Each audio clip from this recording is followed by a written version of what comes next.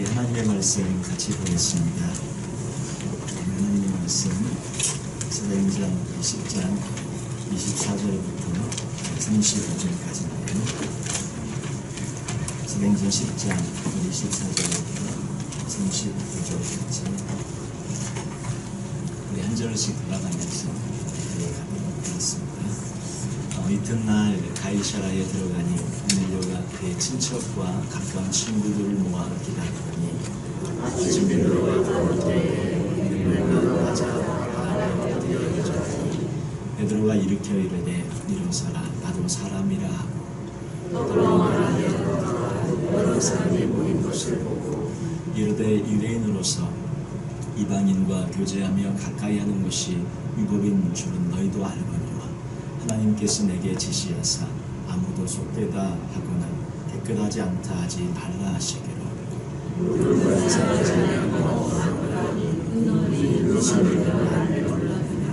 고넬료가 이르되 내가 나흘 전 이맘때까지 내 집에서 제9시 기도를 하는데 갑자기 한 사람이 빛난 옷을 입고 내 앞에 서서 말하되 고넬료야 하나님이 내 기도를 들으시고 내 문제를 기억하셨으니 사람을 요파에 보내어 베드로라는 시몬을 청하라. 그가 바닷가 무두장의 시몬의 집에 유숙하는 일을 하시기로 내가 곧 당신에게 사람을 보내었니 오셨으니 잘하리라. 이제 우리는 주께서 당신에게 명하신 모든 것을 듣고자 하여 다 내가 베드로가 입을 열어 말하되 내가 참으로 하나님은 사람의 외모를 보지 아니하시고 자기께서 나라 중 하나님을 경외하며 의를 행하는 사람은 다 받으시는 줄 깨달았도다. 아멘. 감사합니다. 오늘 모처럼 오랜만에 우리 백인배 집사님, 우리 전사님께 또 건강 모습을 보게 해서 너무 감사드리고 큰 경배 박사님 모십니다. 그동안 기도 연골 수술하시고 참 고생하시고 얼마나 있으셨는데 이렇게 뵙게 돼서 건강한 모습으로 예배 같이 이렇게 동참하게 돼서 정말 감사합니다. 늘 기도하실 때마다 우리 어르신들 위해서 교회에 속한 어르신들 위해서 늘 기도를 드립니다. 오늘 저희가 살펴볼 하나님의 말씀 제목이 낮아짐에 가져온 그러한 축복이라는 그러한 제목입니다. 저희가 이 말씀으로 같이 은혜를 나누셨는데 고넬료의 그런 모습들 저희가 쭉 살펴보고 있는데 그 모습들을 통해서 하나님이 큰 은혜와 축복을 그의 가정에 베풀어 주시는데 고넬료가 주님 앞에 가졌던 그런 낮아짐의 모습들, 그러한 어떤 깨우짐의 모습들, 겸손한 모습들을 저희가 좀 살펴보면서 주님 앞에 저희도 이러한 모습을 가지고 주 앞에 나아가서 큰 은혜와 축복을 받는 또 저희 모두가 되어지기를 원합니다. 늘 기도하기를 애썼고 늘 구제하며 살았던 고넬료의 모습은 지금까지 저희가 쭉 살펴보면서 저희가 이제 잘 또 말씀을 통해 저희가 살펴보고 알게 되어졌고 오늘 그 말씀 저희가 첫 절 읽은 말씀 25절에 보니까 베드로가 들어올 때에 고넬료가 맞아 발 앞에 엎드려 절을 했다. 25절 말씀 한번 같이 한번 읽어볼까요? 마침 베드로가 들어올 때에 고넬료가 맞아 발 앞에 엎드려 절하니 엎드려 절했다 하는 저 표현이 그 고넬료의 모습을 보여주고 있는 그런 표현인데 고넬료에 대한 낮아짐의 모습을 보여주고 있는 그러한 표현입니다. 엎드려 절했다. 저희가 그냥 지나갈 수 있는 그러한 작은 그냥 엎드려 절했다 두 단어 그냥 엎드려 절하니 이렇게 쓰여져 있는 저 표현인데요. 저 표현이 그냥 사람이 할 수 있는 그런 행동은 아닌 줄 압니다. 더군다나 잘 아시는 것처럼 고넬료는 로마 군대 백부장입니다. 그 주변에 있었던 이달리아 그 주변에 있었던 그 군대 백부장, 특별히 이스라엘 전체에 있었던 백부장들 중에서도 가장 탁월한 백부장들이 와서 모여 있었던 그런 집결지거든요. 그리고 그 지역에 있었던 백부장, 아주 군인으로서 고위 관리로서 이렇게 식민지 지배를 받는 이스라엘 백성 중에 한 사람 베드로에게 더군다나 어부고 고넬료처럼 저렇게 높은 그런 어떤 여러 가지 교육을 받았겠습니까? 그런데 그런 베드로 앞에 엎드려 절을 했던 그 고넬료의 모습, 그 낮아진 모습, 깨어진 모습, 부서진 모습이 그 마음이, 그의 태도가 하나님을 움직이는 것을 저희들이 보게 되어집니다. 저희가 수많은 그런 삶을 살아가면서 이 태도가 얼마나 중요한지, 사실 우리 저희 아이들을 이렇게 보더라도 아이들의 그 태도, 아이들의 모습을 보면서 저희가 그런 걸 느끼지 않습니까?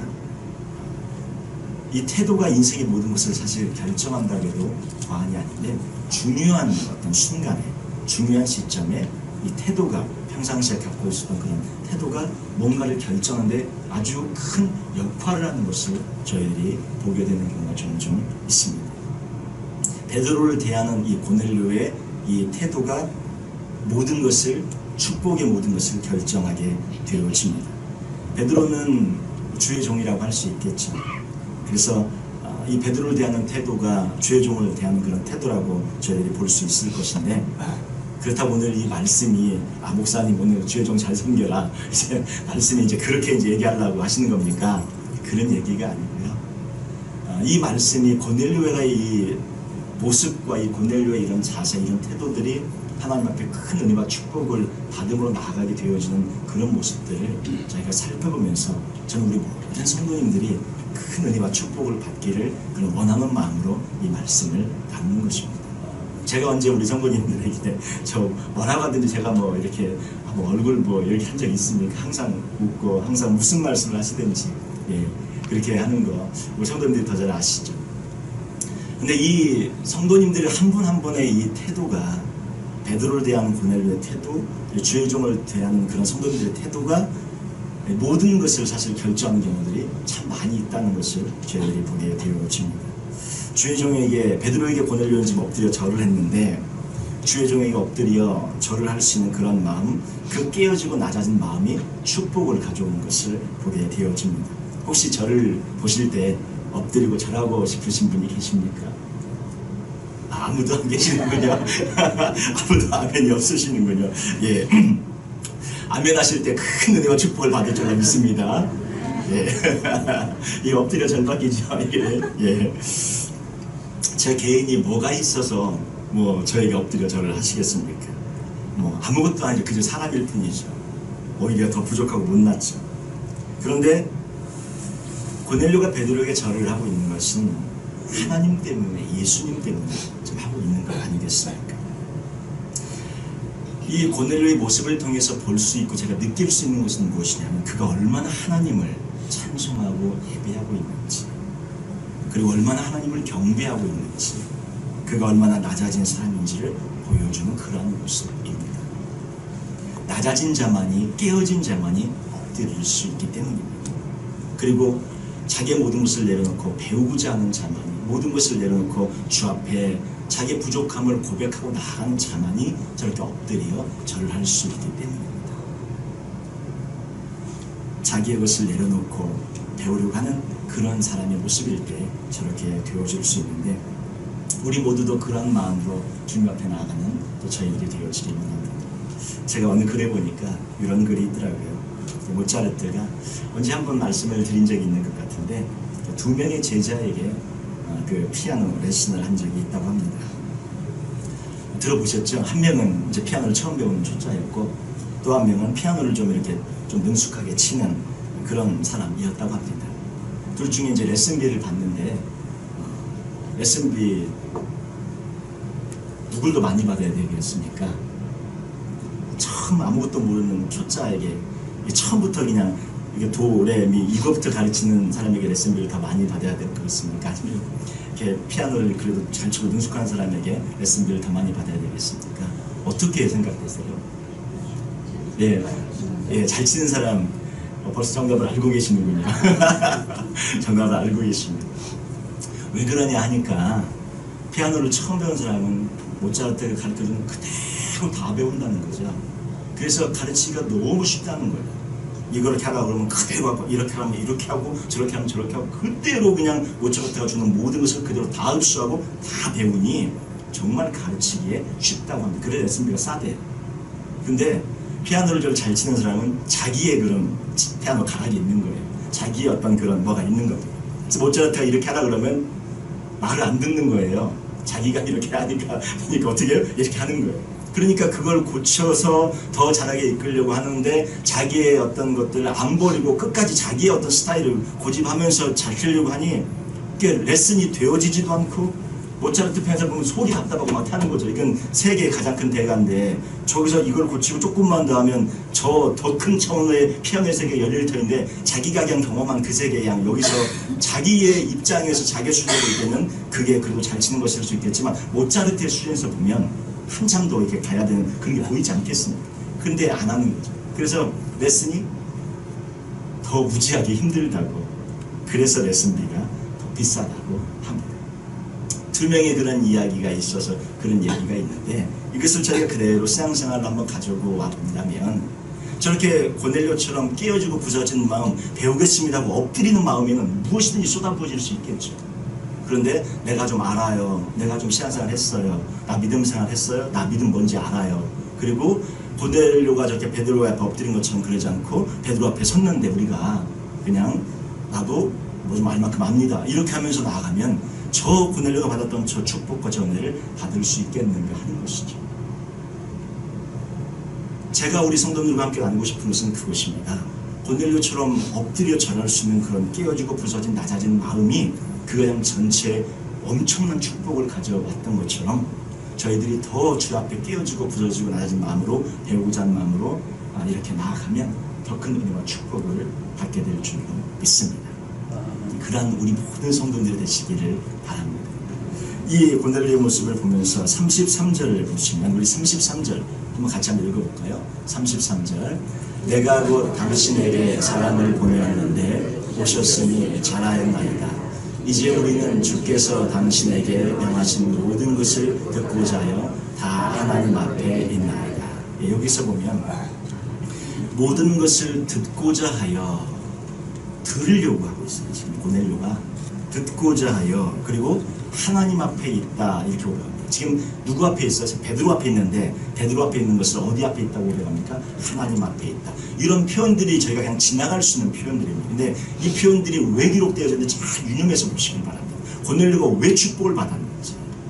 물론 하나님의 선택이었고 하나님의 은혜였습니다. 그런데 고넬료의 저 자세가 더 큰 은혜와 축복을 불러옵니다. 그리고 우리 본문에는 없지만 44절 말씀 보면 44절 말씀 보시면 44절 우리 성경책 한번 찾아볼까요? 44절 같이 한번 한 목소리로 읽겠습니다.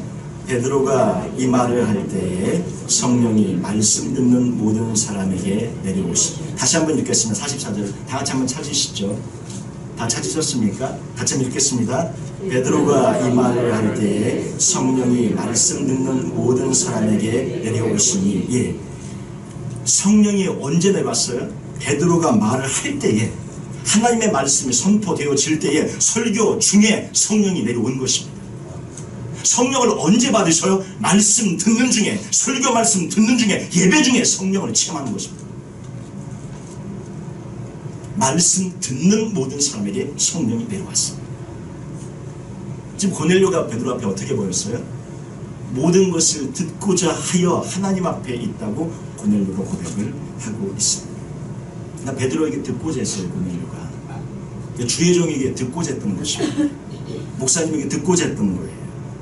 저를 보면 말씀이 듣고 싶으십니까? 뭘 자꾸 이렇게 물어보고 싶으십니까? 성경에 그런 귀한 질문들 하고 그러신 분들 계세요. 얼마나 귀한 질문이었어요. 뭐 질문들을 몇 가지씩 일주일 동안 모아놨다 하세요. 그럼 얼마나 저는 기쁜지 좋아요. 너무너무 좋아요. 제가 모른다고 합니다. 저는 지금 잘 모르겠어요. 그러나 아는 데까지. 예. 얼마나 그런 하나님을 향한 그런 간절한 마음이 얼마나 있어서 좋습니다. 하나님에 대해서 성경에 대해서 더 알고 싶어서 제게 물어볼 말이 있는 거죠. 근데 아니면 오히려 제게 어떤 분들은 들으려고 물으려고 하는 것이 아니라 목회는 그렇게 하면 안 돼. 뭐 가르쳐주고 싶으신 것이 계십니까? 말씀을 하고 싶어요. 저희를 보면 야, 목회는 그렇게 하면 안 돼. 이렇게 해야 돼. 가르쳐주고 싶으시고 설교는 그렇게 하면 안 돼. 이렇게 해야 돼. 가르쳐주고 싶으신 분 혹시 알려주고 싶으신 분 계십니까? 근데 고넬료는 지금 베드로 앞에서 말을 하고 있어요? 듣고 있어요? 듣고 있을 때 축복을 받는 것입니다.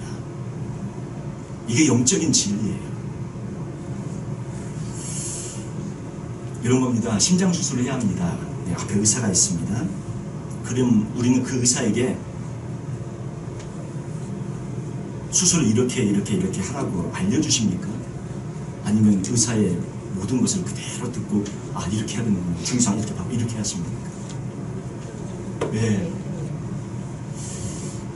예를 들어서 차가 고장나서 엔진을 바꿔야 돼요. 미션을 아예 바꿔야 돼요. 집에 뭔가 수리를 해야 완전히 뭔가 보일러 전체를 바꿔야 돼요. 근데 그 전문가 메카닉 앞에 이렇게 하라고 우리가 설명해 주십니까? 아니면 이렇게 하라고 하는 모든 것을 듣고 따릅니까? 그렇게 해야 되는 것이죠. 이런 것은 우리가 당연히 그렇게 해야 될 줄 아는데 교회에서는 가끔 보면 이것이 조금 뒤집어져가지고요. 목사님에게는 설교를 이렇게 하세요. 예배를 이렇게 인도하세요. 그리고 목회는 이렇게 하세요. 가르치십니다. 이게 거꾸로 되신 거지 알고 계신 거지. 그렇게 하시면 안 된다는 거예요. 어떻게 해요? 목사님의 말씀을 듣고 목사님이 얘기하는 걸 들으려고 하는 겸손하고 낮아진 마음이 되어지실 때에 저런 은혜와 축복을 받는다는 것입니다. 근데 저는요 그런 마음이 되어지셔서 제게 물으실 때 그때까지 저는 말씀을 하지 않습니다. 그리고 물으셔도 예 이런 거죠. 제가 이제 저희 전에 우리 김현필 권사님 우리 간호 수석 간사님처럼 이렇게 모든 걸 하시지 않습니까? 근데 제가 그때 배웠던 말씀 나눈 중에 배웠던 것이 무엇이었냐면 어떤 환자는 여러 가지 막 그 아이비니 뭐니 링겔을 막 서너 개를 막 타고 오고 막 이렇게 있을 때 어떤 환자 같은 경우는 이걸 좀 수치를 더 줘야 되는 환자가 있고 어떤 환자는 더 주면 좀 더 위험해져서 더 주지 않아야 될 환자가 있는데 어떤 환자는 또 여러 가지 막 달고 있는데 똑같은 그 어떤 수치에 대한 그 들어간 이 환자는 또 이렇게 덜 줘야 되는 여기는 더 줘야 되고 여기는 덜 줘야 되는 이런 환자마다 상황이 다른 이런 경우들이 많이 있다는 것이죠. 근데 이제 우리가 알고 있는 건 한 번 더 줘야 된다 생각하면 언제나 더 줘야 된다고만 우리가 이제 지식을 그렇게 해요. 그래서 어떨 때는 더 줘야 되고 어쩔 때는 덜 줘야 되고 어떨 때는 이걸 많이 넣어야 되고 어떨 때는 이거를 조금 넣어야 되고 물도 우리가 마시면 좋은 것 아닙니까? 근데 어떤 사람은 물을 많이 마시라고 합니다. 그래서 물을 마셔야 그것이 우리에게 도움이 되니까 물을 마시는데 어떤 때는 물이 독이 됩니다. 우리의 어떤 신앙생활도 마찬가지죠. 여러 가지 그런 삶의 다양한 경험이 있어서 이런 것들에 대해서 그 상황에 맞게 저희들이 해야 되는데 우리가 알고 있는 그런 하나님에 대한 말씀이나 이런 지식들은 우리가 알고 있는 단편적인 것들이 하나로 연결되어져서 그것이 하나하나가 전체로 꿰어져서 하나로 이렇게 총괄되어지는데 그러지 못할 때가 종종 있다는 것입니다. 제가 지난 화요일 날 이제 아이들이 자라면서 이제 교정을 다 하지 않습니까? 이제 둘째가 이제 교정을 잘 하게 하려고 사랑니를 이제 빼야 하는 그런 근데 의사가 4개를 빼라고 했습니다. 4개를. 그래서 이제 밑에 2개는 아예 안에 감춰져 있고 위에는 조금만 나기 시작해서 이제 수술을 해야 되는데 이제 고민이 되어졌는데 그 고민이 정말 뭐였냐면 이제 우리 성도님들은 그것도 고민이에요. 그랬을 수 있는데 저는 이제 고민이 되어졌던 게 2가지 옵션이 주어졌는데 하나는 전신 마취를 하는 것, 또 하나는 부분 마취를 하는 것. 사랑니가 안에 아예 숨어 있으니까 밑에 거는 그 사랑 잇몸을 찢어가지고 칼로 메스로 찢어가지고 안에 있는 이빨을 잘라내고 그 톱 같은 걸 갈라내서 긁어내서 파내야 되는 그런 수술이에요. 수술. 그런데 고민이 무엇이었냐면 전신 마취를 하면 혹시나 이렇게 전신 마취 뭐 그런 후유증이 있지 않을까. 근데 부분 마취를 하고 싶었는데 부분 마취하면 아이가 막 자른 소리, 톱 소리, 막 칼 소리, 메스 소리 막 이런 거 들으면서 얘가 트라우마에 평생 빠져가지고 살진 않을까 걱정이 되어져가지고 너무나 고민이 많이 되어졌습니다. 그러다 한참 고민하다가 아참 제 마음속에 아참 우리 아까 저 권사님 오늘 저 2번 나오시네요. 우리 김현필 권사님. 우리 저기 김현필 권사님 계셨지. 우리 병원에 계시니까. 그래서 내가 왜 그 생각을 못했을까 하면서 여쭤봐야겠다고 생각했어요. 그리고 여쭤보았습니다. 권사님 이제 많은 환자를 보시니까 이것도 아시겠구나. 그래서 여쭤보았습니다.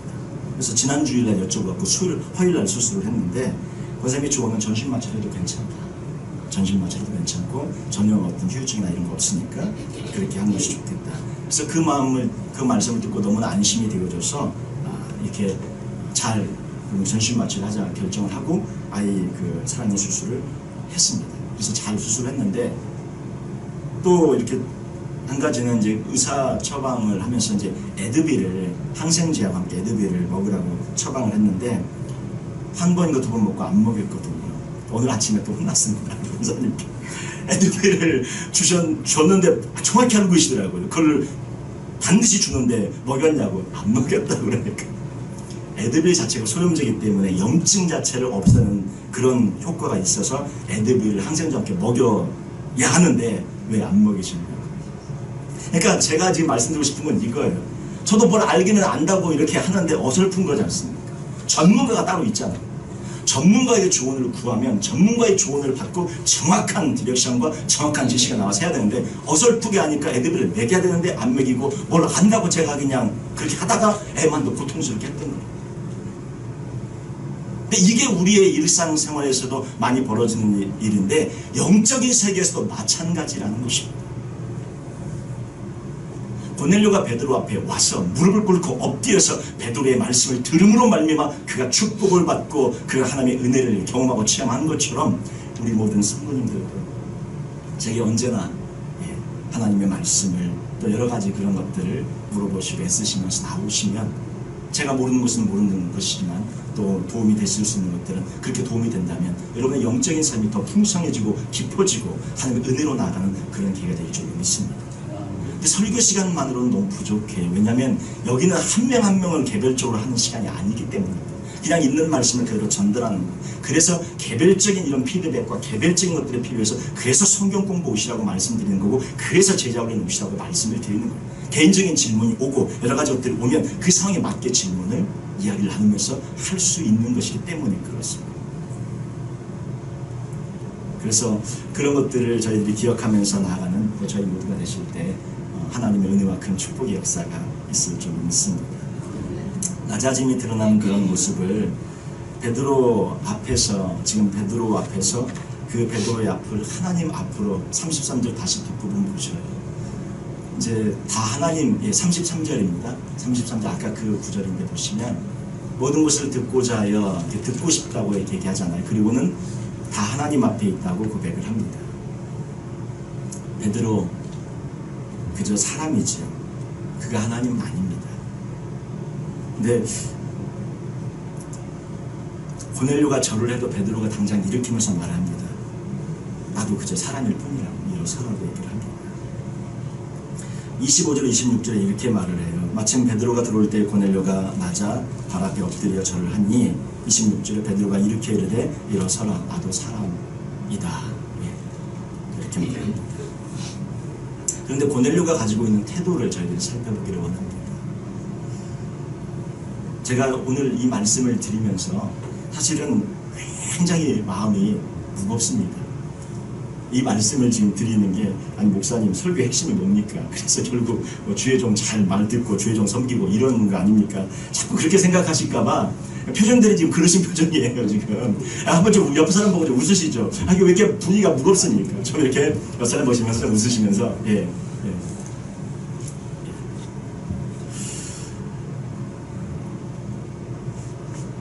고넬료가 가지고 있는 태도를 저희들이 살펴보기를 원하는 것 뿐입니다. 베드로 앞에 있는 것을 하나님 앞에 있다고 고백을 하죠.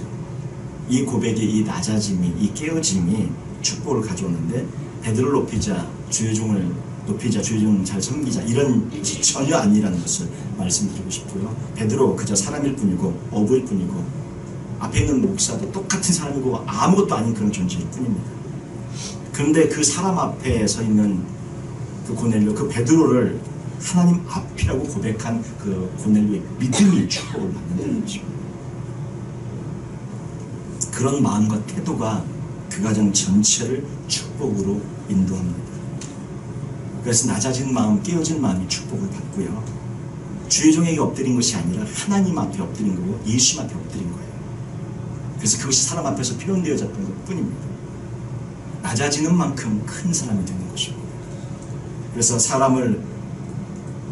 사람이라고 하는 것은 누구나 보통 고백하는 가질 수 있는 그런 레벨이지만 한낱 사람일 뿐인 베드로를 보면서 그 뒤에 계신 하나님을 보고 예수님을 보고 주님을 대하는 것처럼 대하는 그 믿음이, 그 큰 믿음이 그 가정 전체의 축복을 가져오게 되어지는 것이죠. 44절 45절에 가져온 축복들이 있습니다. 한번 우리 오늘 말씀에는 없지만 우리 성경을 한번 찾아보시죠. 44절 45절 45절 한번 찾아서 한번 같이 한번 읽겠습니다.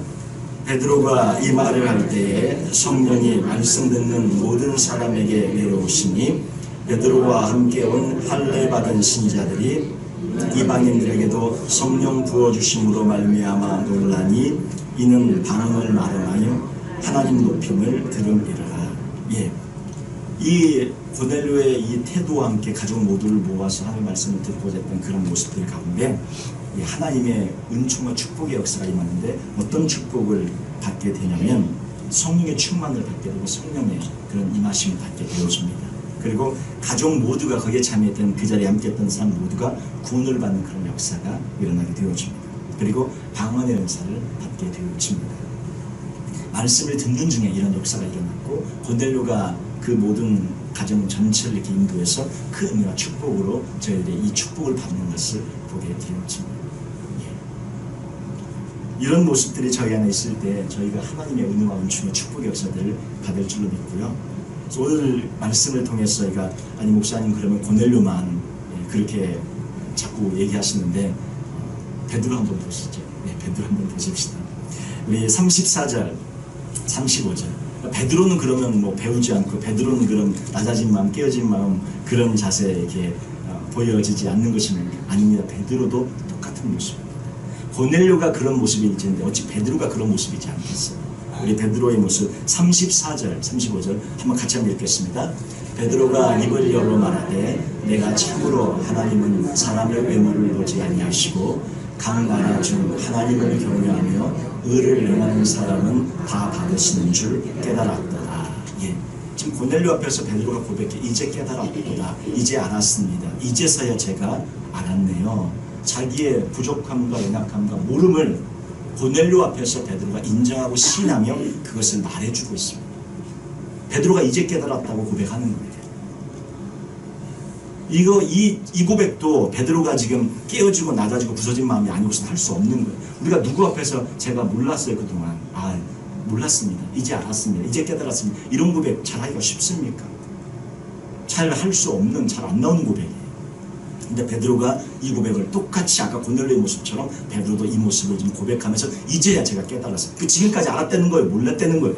몰랐다는 거죠. 예수님을 3년간 따라다니고 예수님의 수제자로 그 제자를 받았던 베드로도 모르는 것이 있었다는 거예요. 하나님의 뜻을 다 몰랐다는 거예요. 이제서야 알았다고 베드로가 고백하고 있는 것입니다. 베드로의 이 깨어진 모습과 이 부서진 모습이 베드로를 베드로 되게 하는 거예요. 고넬료의 모습도 똑같고 베드로의 모습도 똑같아요. 하나님의 사람은 똑같이 가져야 될 그러한 모습이라는 것입니다. 누구건 간에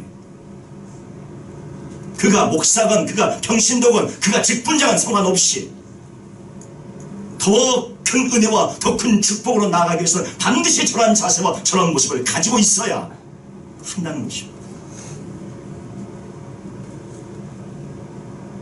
우리는 어떻습니까? 교회 생활 조금만 하면 마치 모든 것을 다 아는 것처럼 합니다. 교회를 다니시면서 더 겸손해지시고 더 낮아지시고 더 배우고자 하는 그런 태도를 가지시는 것이 아니라 더 잘못된 태도를 가지신다면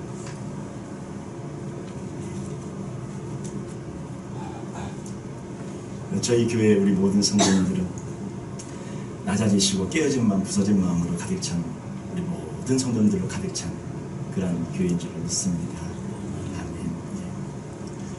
제가 오늘 정말 어려운 말씀을 전했습니다. 이해해 주십시오. 이 말씀을 이렇게 들으시면서 아유 그래 결론은 목사님 뭐 그게 전혀 아니고요. 이 말씀 통해서 고넬료건 베드로건 하나님의 사람들이 다 그러한 모습과 삶의 태도를 가지고 나아갔던 것을 기억하면서 저희 모두가 그렇게 나아가서 큰 축복을 받으시는 우리 모두가 되시기를 주님의 이름으로 축원드립니다.